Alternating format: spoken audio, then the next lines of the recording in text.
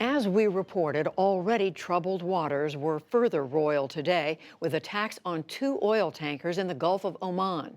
The U.S. blamed Iran and will raise the issue in a United Nations Security Council meeting. Experts and government officials say it appears to be the latest in a series of increasingly aggressive actions by Iran in response to new sanctions. Nick Schifrin reports. About 25 miles off the coast of Iran, the Front Altair oil tanker is disabled and on fire. An explosion ripped a hole and scorched the tanker's side. Its Filipino, Russian, and Georgian crew had to abandon ship and be rescued.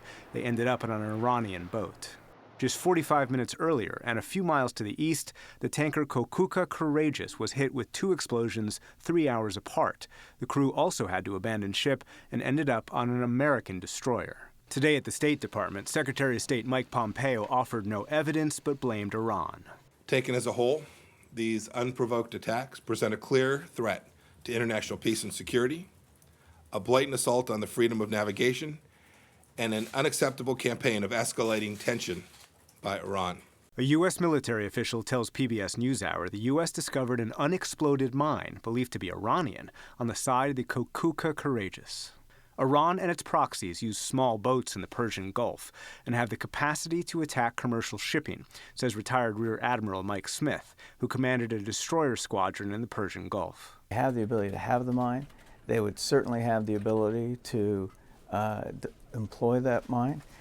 The reports are that the traditional method would be you would send divers in port before the tanker even got underway, and you would affix it to the tanker. The Kokuka Courageous is Japanese-owned, and today its owners showed the press where their ship was attacked, an attack that came exactly as Japanese Prime Minister Shinzo Abe met with Ayatollah Ali Khamenei, Iran's supreme leader. Abe was visiting Tehran to try and reduce Iran-U.S. tensions and appeal for peace, as he told a press conference yesterday.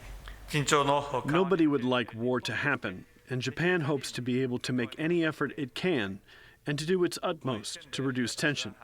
This is the goal of my trip. But today, Khamenei rejected the olive branch and President Trump's offer to sit down for talks. I have no response to Trump's message. I tell you some words, but I'm not giving him any message, because I don't consider him worthy of even exchanging messages. I think the clear message here is that Khamenei himself is disinterested in negotiations. He has said that publicly, and the Revolutionary Guard has provided the firepower to back it up. Suzanne Maloney is an Iran expert at the Brookings Institution and a former senior State Department official. She says compared to last month's attacks that blew holes in tankers docked in an Emirati port, today's attacks are an escalation and a sign the Iranian leadership is frustrated by the U.S. economic pressure campaign.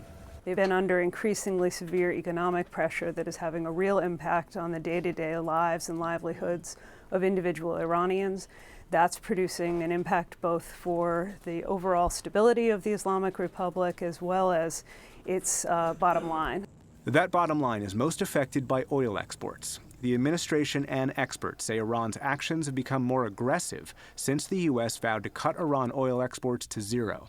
And oil analysts predict that prices could rise with the threat to shipping companies that operate in the world's most important oil route. Any steps in the Gulf that increase the costs associated with moving that oil through the Strait of Hormuz have a net benefit, both in terms of the economic impact, in terms of raising the price, but also in terms of the political price and the message that it sends to its neighbors and to the Trump administration that these actions by the United States will have consequences for the global economy.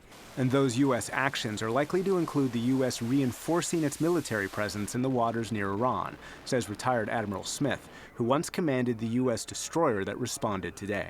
It's their responsibility to be able to anticipate the absolute worst case. So they're going to have to increase the security on their own forces, up the readiness, or certainly up the intelligence flow that's going out to the units that are deployed. And that means the tension between the U.S. and Iran will likely increase. For the PBS NewsHour, I'm Nick Schifrin.